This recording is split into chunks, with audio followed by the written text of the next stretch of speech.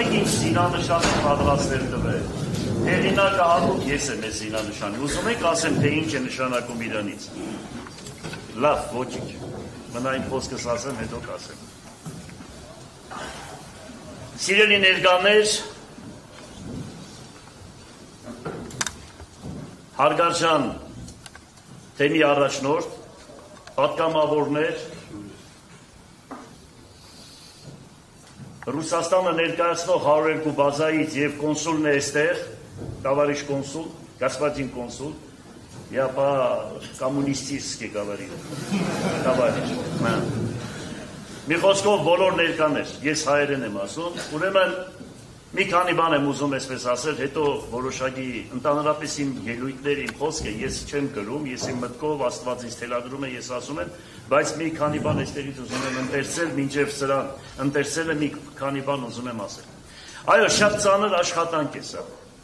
Եթե մարդկային խելքով մտածում ես, ես ասել եմ, նորից ուզում եմ կրկնվել։ Ուրեմն այս հասակի մարդը իրավունք չուներ, գար նորից մտնել այս հսկայական ծանր լծի տակ 13 տարի աշխատելուց հետո։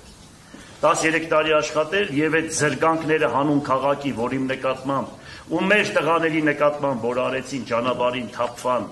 ավազակները և այդ մահափորձը կազմակերպեցին և ամոթ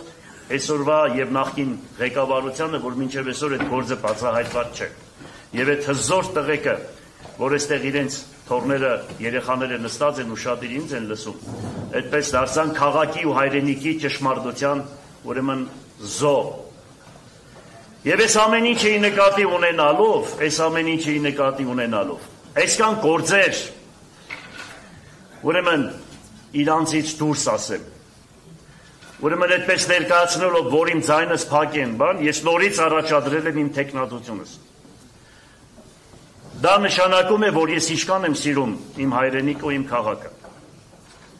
Գիտակցաբար մտել եմ այս ծանր լծի տակ։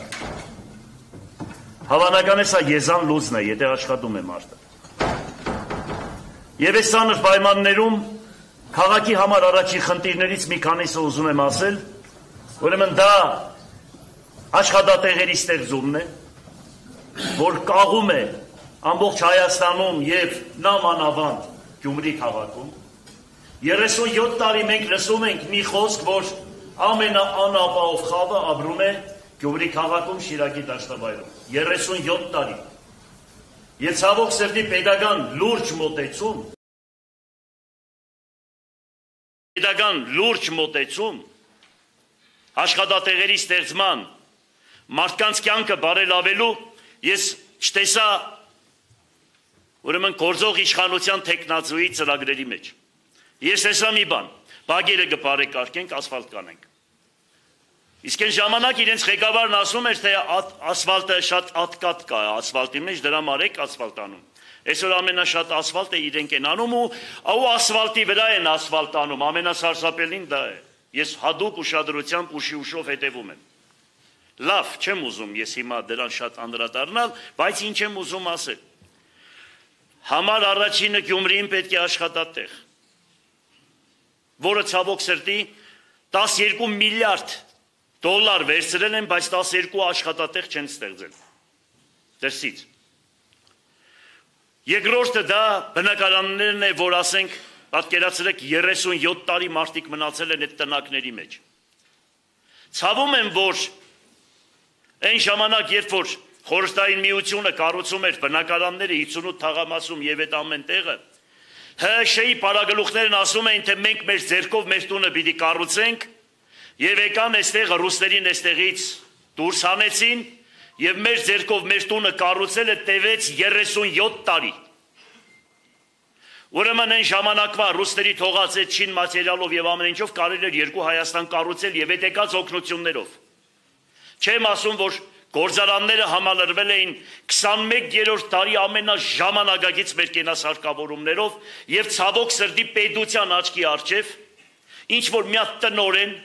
սուտ տնորեն, Քավության նոխազը, այդ ժամանակվանից մինչև հիմա սուտ տնորենների անունն են տալիս մեկի քաղաքապետերի, որովհետև ուրեմն Քավության նոխազը իրենք են հանդիսանում։ Ուրեմն ամբողջությամբ վաճառեցին Թուրքիա, Պարսկաստան եւ դրսում վաճառվեցին։ Ոչ մի մեքենասարկավորում չմնաց, գործարանները անդերուտուս մնացել է, պատկերացրեք հսկայական Գուլբան Ասկեղենի գործարանը, որ պահում էր ամբողջ համամիութենական նշանակություն ունեցող գործարանները, այսօր ինչ որ մի հոգի ասենք սեփականաշնորհել է, պետությունը չի կանչում, ասում թե գիտեք ինչ կա, ես ինչով օգտակար լինեմ, ինչ վարկեր տրամադրեմ ձեզ, որպեսզի կարողանաք աշխատատեղեր ստեղծել։ Մոսկվայից ու դրսից մարդիկ եկել են այստեղ գործարան են բացել, հենց այդ գործարանի մեջ տարածքները վերցրել են, ուրեմն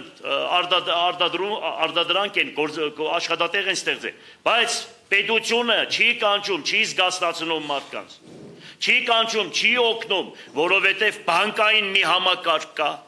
բանկային, որ ասենք դա կործանման, որ երկիրը, որ բանկերը 18-ից 25%-ով վարկեր են տրամադրում, ուրեմն գիտեցեք, դա երկիրը տանում է կործանման, 0,25% գումարները վերցնում են, իրանց ընտանիքների մեջ բաժանել են, բանկեր են ստեղծել, բոլորի ժողովրդի վրա 18-ից 25%-ով վարկերը տրամադրում են, հիմա էլ ուզում են սահմանը բացել Թուրքիայի, Թուրքիայի սահմանը, որ բացեցին Թուրքիայում վարկերը 2-ից 4% է, բացի դրանից գործարարներին տալիս են 1% կամ ընդհանրապես տոկոսներ չեն վերցնում։ Եվ հիմա այդ գործարարները 2%-ով վարկերը վերցրած 25%-ով Հայաստանի գործարարները։ Դուք պատկերացնում եք ինչ որ կա փակվելու է։ Հետ պետությունը մոդիկ չի գալիս, իրանց համար այդ հարցերը նշանակություն չունի, ընկել են ստից,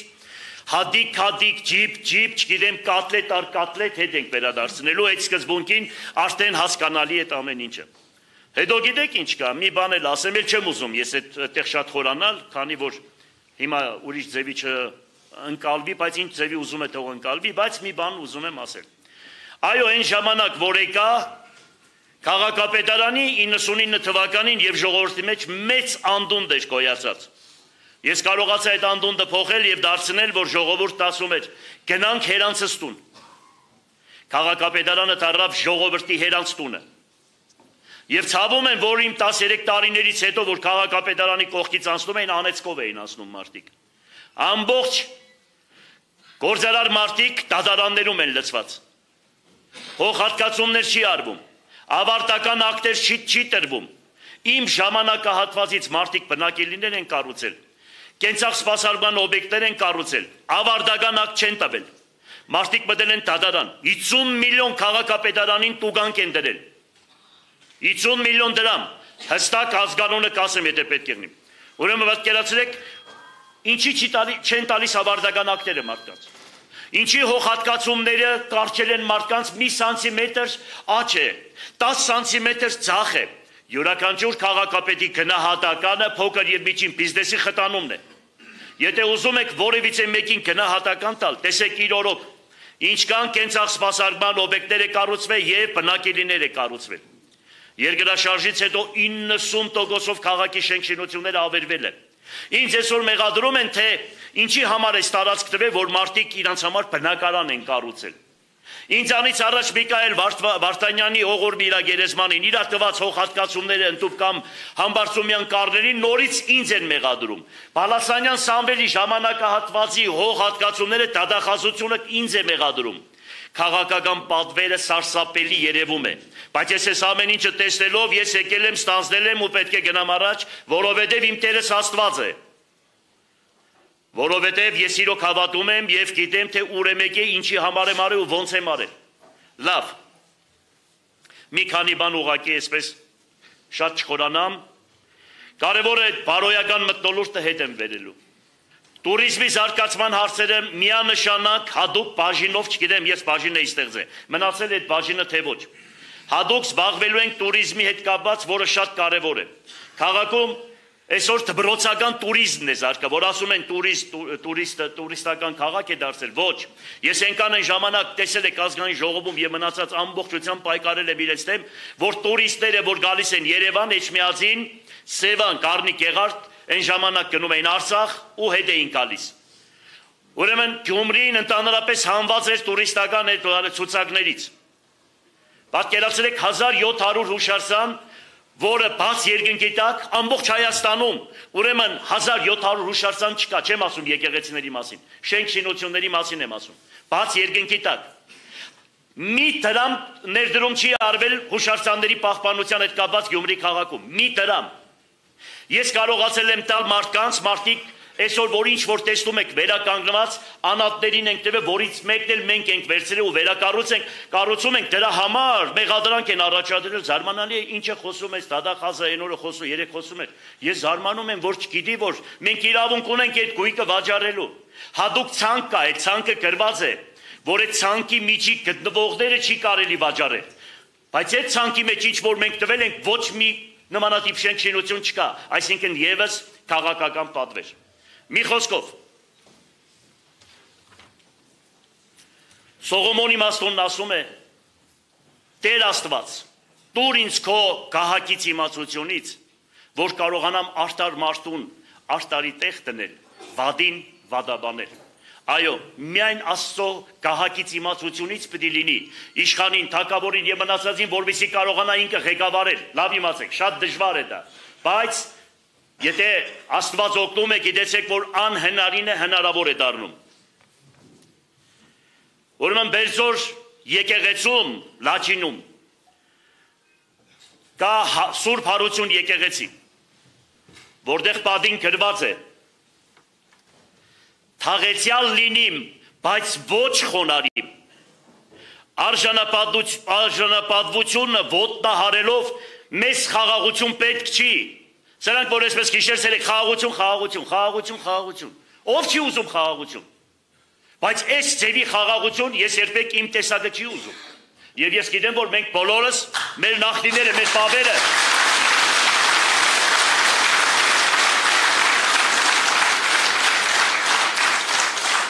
գլուխը կախելով, թուրքին վիլայետ դառնալով մենք այդպիսի խաղաղություն երբեք չենք ուզում։ Ես չեմ պատկերացնում, որ հայոց ազգի մեջ 10% կամ 15% նմանատիպ մարդիկ լինեն։ Այո կան, որ այրոնը թուրքից է սերված, մոնղոլից, պարսիկից, կան այդպիսիները։ Եվ ես մի անգամ, մի երկու անգամ ասել եմ, երբ որ Էջմիածինում պատարակ էր մատուցվում, ուրեմն պարսիկ թագավորը Թեշաբանը մեծամեծներից մեկը մտնում է ու դատարում է պատարակը, ասում է ցեզանից եթե որևիցե մեկը դառնա պարսկական կրոնին, ես իրեն Պարսկաստանում մոկպետ կնշանակեմ։ Եվ 3 սկուտեղով այդ բրիլյանտներն ու ոսկիները ներս են բերում, ասում է սա էլ նրան նվեր կտամ։ Պատարակամատույց վարդապետը գայթակղվում եւ ասում է թե ես կդառնամ ձեր հավատքին։ Լռեց պատարակը, կաթողիկոսը այսպես հուզված, ասեց 3 օր ժամանակ տվեք, ես ասեմ գայթակղության պատճառը երիտասարդի։ Այս շահն ասում է գալիս եմ 3-րդ օրը։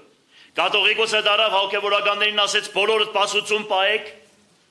3 օր անսվաղ եւ խնդրեք Տիրոջը որ ցույց տա գայթակղության պատճառից վարդապետի եւ 3-րդ օրը 30-40 հոգևորականներ նույն տեսիլքն են տեսնում եւ նույնը տեսնում է կաթողիկոսը բոլորը գալիս են կաթողիկոսի վեհարանի մոտ եւ ասում են վեհապար տեսիլք ենք տեսել վեհապար ասում է ինչ է ասում է գերեզմանը բացվավ վարդապետի մայրը ելավ ու ասեց Վեհապար, փախի ժամանակ մի պարսիկ զինվոր ինձ բռնաբարեց, նրա հայրը պարսիկ է, այո, եթե այսօր որևիցե մեկ ուզենա, որ Հայաստանը դառնա թուրքական վիլայետ, եթե որևիցե մեկը ուզենա, որ հայոց ցեղասպանությունը երկրորդական պլանների մեջ լինի, եթե որևիցե մեկը ուզենա, որ Արարատ սարը Նոյ Նահապետի, որ Նոյը Նախիջևանես Նախիջևանի գավառը, եթե ուզենան հանել, այո, դրանք այրոնը պետք է ստուգվի անպայման, նա հայ տղա չի կարա լինի։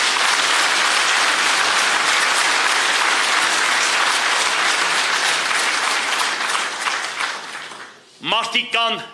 ծնվել են տանջանքի համար, մարդիկ կան ծնվել են տանջելու համար, մարդիկ կան ծնվել են տանջվածներին օգնելու համար, դրանցից մեկը ես եմ, Հովհաննես Թումանյանի խոսքերն եմ ասում։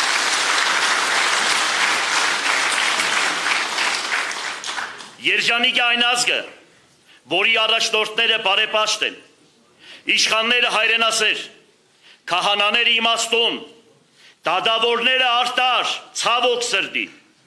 ուսուցիչները առաքինի, ծերերը խրատատու, երիտասարդները ջանասեր, խրատի թանգարան։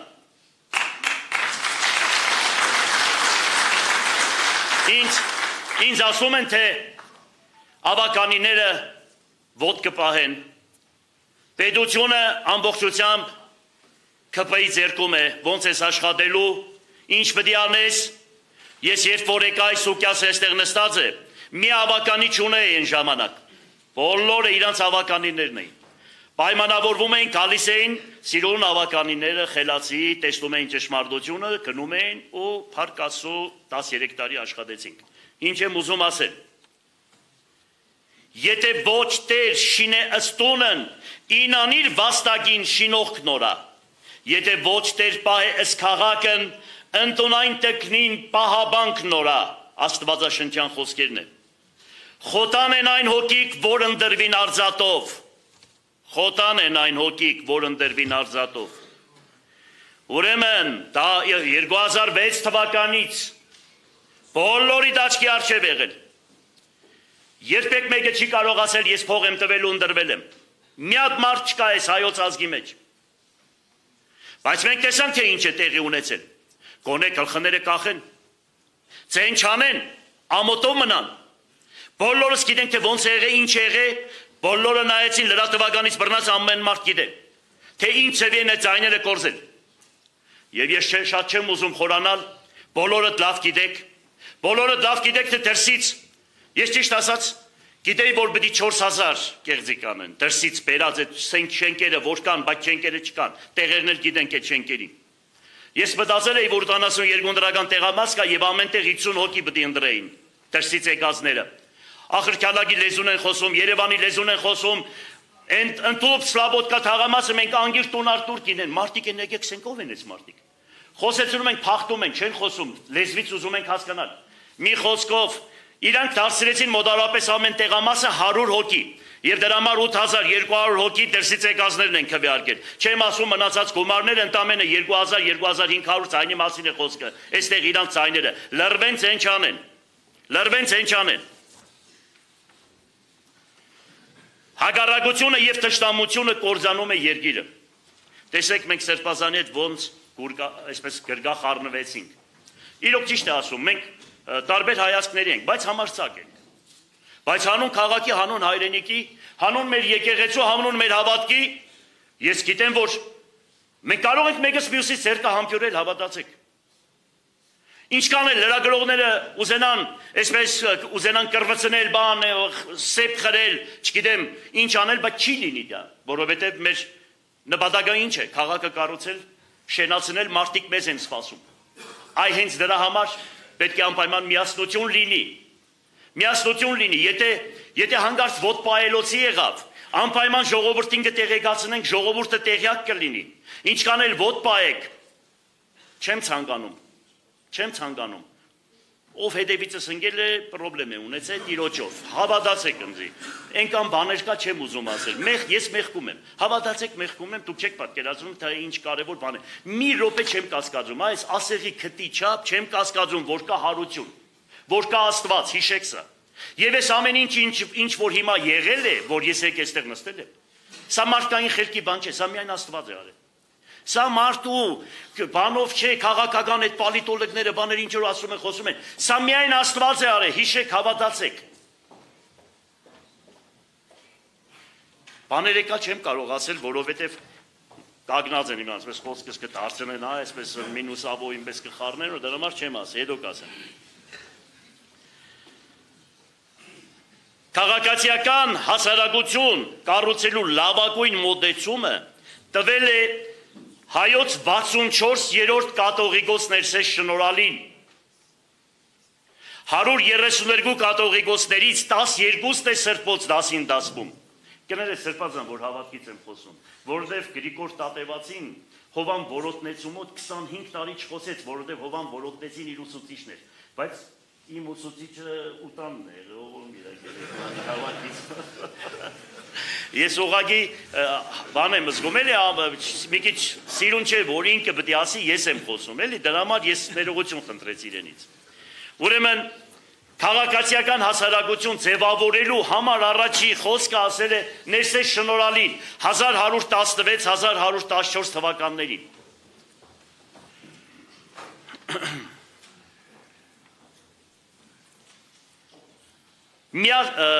Ուրեմն գլխավորում միասնություն, երկրորդ այնում ազատություն և սեր ամեն ինչում,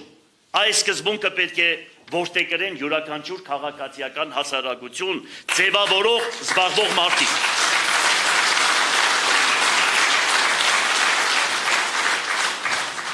Ավերիգի Սահակյանից մի մեջ բերում եմ ուզում անել,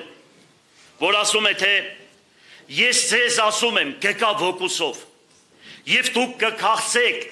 ճոխ սեղանի մոտ, կընկնեք մուրալու հարպած որկորով հրեղեն խոսքի վեղ խոսքի կարոտ։ Այո, այսօր ճիշտ խոսքի, ճիշտ ապրելակերպի կարոտ ենք, ճիշտ մարդու կարոտ ենք, ճիշտ խոսքի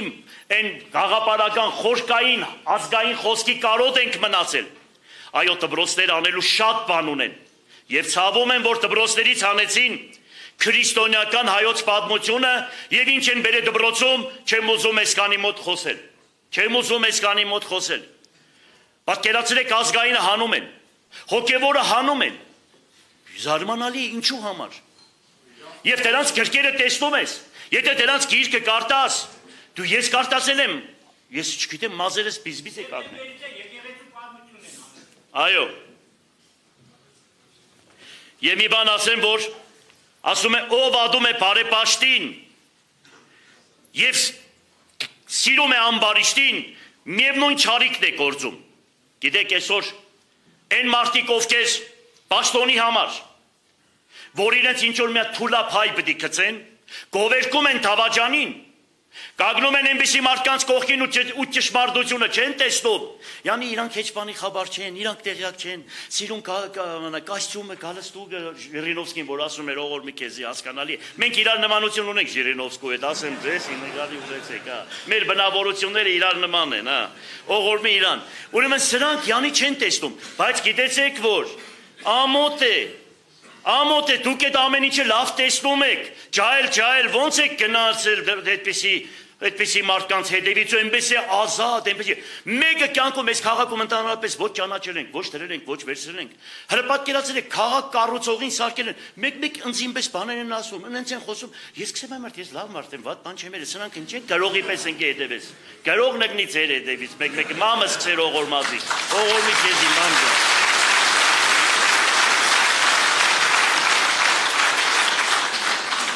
Եվ ուզում եմ Աստվածաշնչից բերել ևս մի կարևոր պատվեր, այդպես ասեմ։ Եթե իմ պատվիրանները պահեք,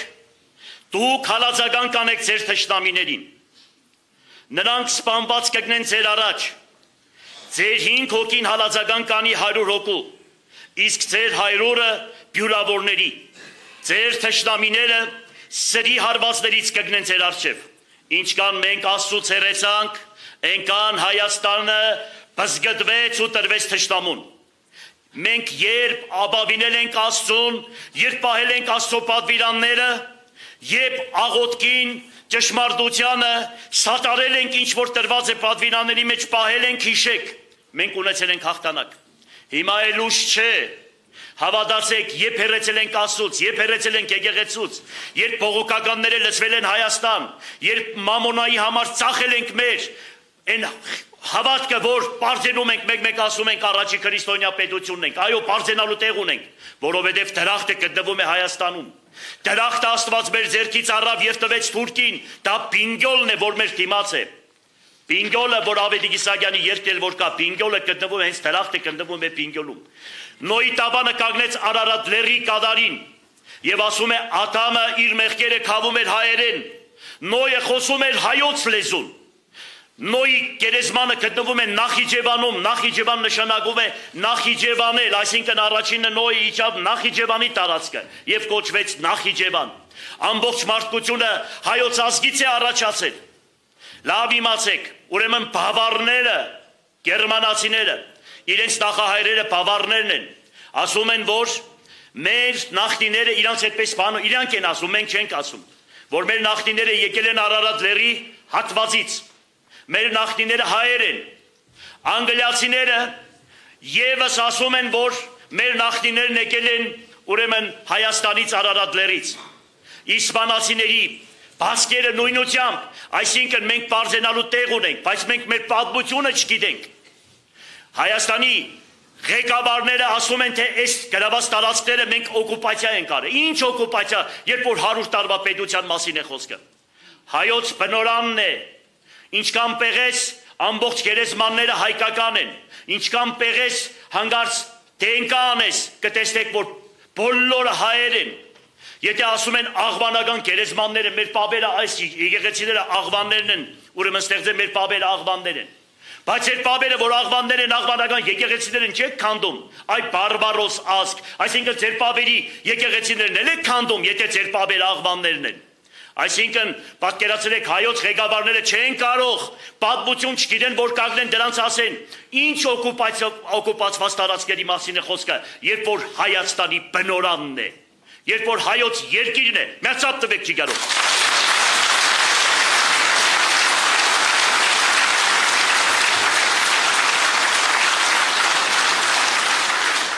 Եվ վերջացնելով իմ խոսքը, ուզում եմ ասել, իմ ընդդիմությանը և Հայաստանի Հանրապետության ընդդիմադիրներին Գրիգոր Տատևացին ասում է, շատ կարևոր է ընդդիմությունը, եթե ուզում եք երկիրը զարգանա, անպայման պետք է այդ երկրում լինի ընդդիմություն։ Եվ օրինակ է բերում ասում է, ծառին ընդդիմությունը քամին է։ Ինչի համար է քամին ծառին, որպեսզի ծառը ուժեղացնի իր արմատները։ Հիմա եթե առողջ ընդդիմություն է, ես կողմնակից եմ, բայց եթե պետք է Լևոն Իշտոյանի ֆինդերն անեն, ես էլ ոչ ջարտող եմ, ես էլ հսկատ եմ տանում։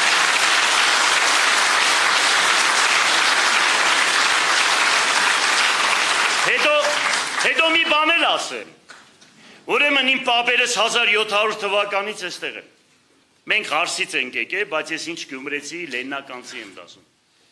Նիկոլայ առաջինի օրոք, Նիկոլայ երկրորդի օրոք, Այրոն Արբու Ալեքսանդրի չգիտեմ մյուսի բոլորի օրոք, մենք մեր ազգանունը լիդերների շարքում է եղել։ Մենք պետությունով, մենք պաշտոնով, ինչ որ որևիցե մեկով անուն չենք ձեռք բերել։ Մեր արունը այդպիսին է, մեր կատը այդպիսին է, օրեր կան, բառներ կան, ամեն ինչ չափի մեջ, ամեն ինչ հարկանքի մեջ, ամեն ինչ ճշմարտության մեջ իրար տեսնելու ենք, բոլորս իրար տեսնելու ենք, սրանք էլ կգնան, ես էլ կգնամ, դուք էլ կգնաք, բայց կմնա մի բան, գործն է անմա, լավ իմացեք, որ հիշվում է տարեդար։ Շնորհակալություն։